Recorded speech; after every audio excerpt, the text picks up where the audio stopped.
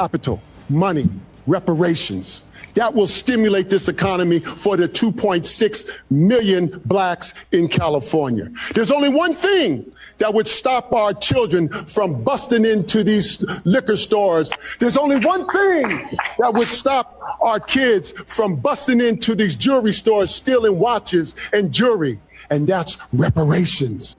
And I had these terrible headaches, was diagnosed with having anyway, they had to take the top of my head off a couple times, see if I had a brain. Finally, I'm so glad that Elena Zelenska is here, because women are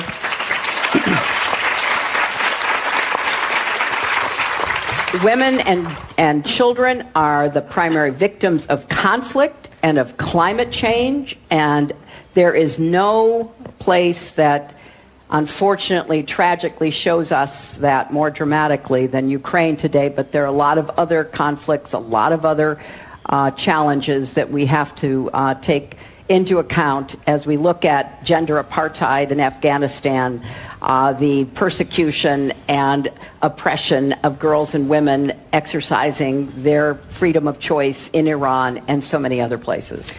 So cartels kill Americans on this side of the border with drugs, and now they're killing Americans on the other side of the border with guns. Why is President Biden so comfortable with cartels operating so close to the U.S.? Well, let's be very clear. Let me take on the drug part here, because since you brought this up, because of the work that this president has done, because of what we've done specifically on fentanyl at the border, it's at historic lows, historic levels that we have been able to record a number of personnel working to secure the border because of what we've been able to do. Seizing that fentanyl, we've done it in a historic way. That's because of what this president has done. I just talked about 23,000 federal agents that have been able to be, that we've been able to hire and put at the border to secure the border. On top of that, historic sanctions going after traffickers and other financiers are helping disrupt fentanyl supply chains throughout their flow to the U.S. And we're really expanded access to treatments like that are saving lives, if you think about it, which prevent overdoses, expanding as our fentanyl test strips. And through the removal of the X waiver, anyone registered to prescribe controlled medications can now prescribe life-saving medication to treat addiction. So again, we are seizing fentanyl at record historic levels because of what the president has done to secure our border. And look, we've also coordinated, made sure that we're coordinated our relationship with Mexico to deal with what we're seeing as it relates to violence, as it relates to cartel. That is something, a relationship that we've continued to build with Mexico, an incredibly important partner.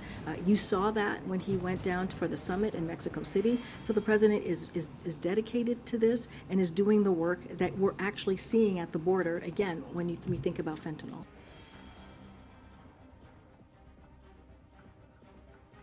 But to the violence aspect of it, now Americans are being slaughtered. Would President Biden be taking the same approach if it was Al-Qaeda or ISIS operating just across the border from an American city? The president takes this very seriously. He takes this very seriously. The FBI and other agencies have been on top of this from day one. And so that's what he's going to continue to do. When it comes to Americans' lives and when it comes to the safety of Americans, the president's always going to make sure that that is a top priority.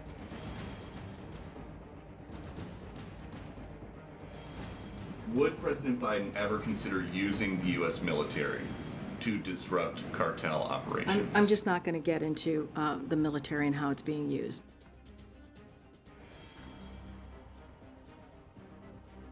Look at y'all sitting up here with no masks on. I know. Yeah. It's the first day.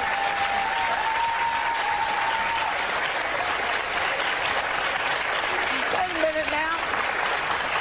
So I'm talking, and in my mind I'm going, what is different about this audience? See people's faces. And then it hits me. No mask, because I saw your smile and I saw your teeth. Why didn't he never bring up this in particular subject? When it comes down to guys winning MVP since 1990, it's only 3 guys that won the MVP that wasn't top 10 in scoring. Do you know who those 3 guys were? Who were they? Steve Nash, Jokic, and Dirk Nowitzki. Now, what do those guys have in common? I'll let it sit there and marinate. You think about it. Now, here's the thing. So one other path of questioning for you, Dr. Redfield. Proponents of this research claim it may result in vaccines or maybe even stop a pandemic. Dr. Redfield, has gain-of-function created any life-saving vaccines or therapeutics to your knowledge? Not to my knowledge. Has gain-of-function stopped a pandemic, in your opinion? No, on the contrary, I think it probably caused the greatest pandemic our world has seen. Do you find any tangible benefits to gain-of-function research at this time? I personally don't, but I do want to stress, I think the men and women that support it are people of good faith because they truly believe it's going to lead to a potential benefit. I disagree with that assessment. So long, gay boys.